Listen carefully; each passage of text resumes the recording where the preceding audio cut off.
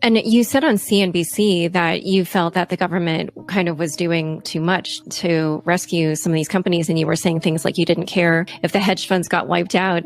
And I just wondered, so what would that look like if the government were to do what you recommended? What you were saying were things like, oh, they wouldn't get to summer in the Hamptons, and who would care if they got wiped out? But, I also wondered, like, that sort of applies to, well, you tell me, maybe it doesn't apply to people like you, but would you be willing to be wiped out? Yeah, I mean, I've never really been defined by my money. I think I was an evolutionary person with the same values. I may have been a little more douchey when I was younger or harder to deal with, but I was still the same person. And I frankly felt that I had the same worth as a human being when I was growing up on welfare, or when I was in my 20s or 30s, or now in my 40s. I think that, money is a projection that other people use. And I used it on myself for a while, and now I use it less. And so, being in a position to actually realize that the school teacher that makes $60,000 is just as important as I am is the truth. And so, yeah, you could take it all away. I don't really care. It'd be a fun ride no matter what. I think I have a great set of memories that I've created for myself, and the journey's been a blast, and I hope to have another 50 years of those things. What I was speaking about on CNBC was just my frustration about not wanting to acknowledge, where the Federal Reserve and Treasury were not acknowledging, how the actual economy works. The United States is an economy where the overwhelming majority of the GDP is generated by consumers. And the way that consumers lift up the American economy is by spending money. And when you take revenues away from the American consumer because they're unemployed or because they can't earn wages, then they're going to spend less, which means that the economy contracts and you have a recession. So first principles thinking would tell you that you put money in the hands of consumers, and you put enough money in their hands such that the amount that they have exceeds what they need to live, and then the excess spending they will spend. And the reason why that's important is then it forces companies to then reopen faster, hire people more. Invariably, what you'll see is then they'll also have to pay them more because, again, these consumers have more money. But that's actually all a good rebalancing of what's been happening for the last 40 years, which is that the pendulum has swung. In economic theory, you say that the pendulum swings between labor and capital.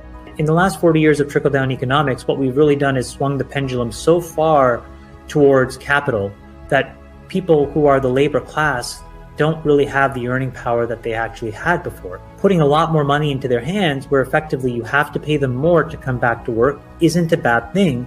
It will recalibrate what is a very lopsided distribution of leverage. And so getting power into the hands of labor and getting more money into the hands of labor actually sort of subverts and sort of puts an end to trickle-down economic theory. It kind of worked in the 80s, but frankly in the 90s and 2000s and, now it's a dated economic philosophy that doesn't map to how the world works.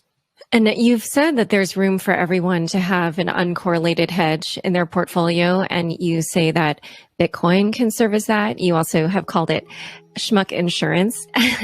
And I wondered, do you think that the coronavirus pandemic is sort of like Bitcoin's moment? Not really.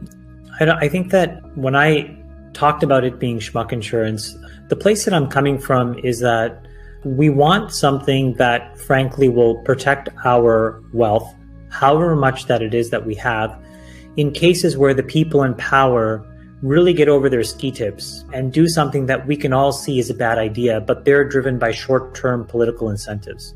The reality is that, governments used to be run by a very different kind of person. And in some countries today, I would say that, it harkens back to how it used to be. So, for example, if you look at Singapore, the smartest people that graduate and, some of the most capable individuals go into the bureaucracy and work for the Singaporean government. I don't think that we could all look at ourselves in the eye and honestly say that that's necessarily true in Western democracies. It's a kind of person that really excels in public relations or, winning elections. It's not necessarily people who excel at governance or legislation. And so the reality is that, we have people that are somewhat mismatched for the job. And invariably, whenever that happens, irrespective of whatever profession that is, mistakes happen. Just to use a stark example, it's kind of morbid, but if you put a pilot who's not a great pilot, who actually really wanted to be a school teacher in the cockpit of a plane, that person is much more likely to make a mistake that has huge consequences than a person who lives and breathes wanting to be a pilot. And that's also true of legislators. And so the reality is that, we have folks that will focus on short-term window dressing type solutions. Again, you can see it today in what the Fed and the Treasury are doing. We've massively increased the deficit and the debt. The United States government is now responsible for more than 50% of the GDP, which essentially makes us a quasi-communist country, socialist country at a minimum, except without any of the benefits. So you still have sky-high healthcare and exorbitantly high useless education. So it's kind of like the worst form of socialism, dummy socialism. And so, when those kinds of things are happening and they're not getting fixed and they're only getting exacerbated, I just think that if people have been hardworking with their head down, they should have an opportunity to make sure that they don't get wiped out if the government itself just continues to make a string of bad decisions that then have rising consequences. And Bitcoin, to me, is the only thing that I've seen so far that is really fundamentally uncorrelated to that decision-making process, to that decision-making body. Because at the end of the day, any other asset class, equities, debt, real estate, commodities, they're all tightly coupled to a legislative framework and an interconnectedness in the financial markets that brings together many of the governments that are sort of behaving this way.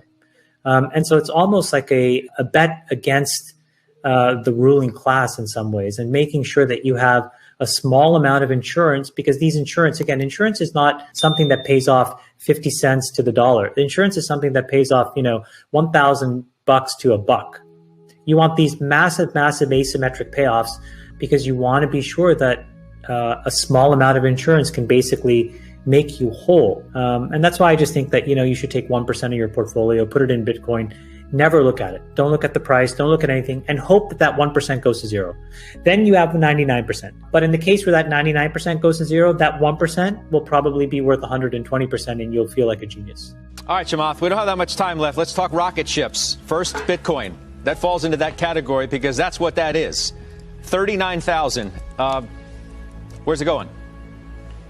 I mean, can you play the clip in 2012 and 13 when it was at 200 and everybody was laughing at me on CNBC every time I would talk about Bitcoin? Where is it going? It's probably going to 100, then 150, then 200,000. In what period? I don't know. 5 years, 10 years, but it's going there. And the reason is because every time you see all of this stuff happening, it just reminds you that our leaders are not as trustworthy and reliable as they used to be. Just in case, we really do need to have some kind of, insurance we can keep under our pillow that gives us some access to an uncorrelated hedge. It's going to eventually transition to something much more important, but for right now, you're just getting all these data points that prove this thing. The fabric of society is frayed, and until we figure out how to make it better, it's time to just have a little schmuck insurance on the side. Everybody's running in. It's just an incredible thing. I could never have imagined it.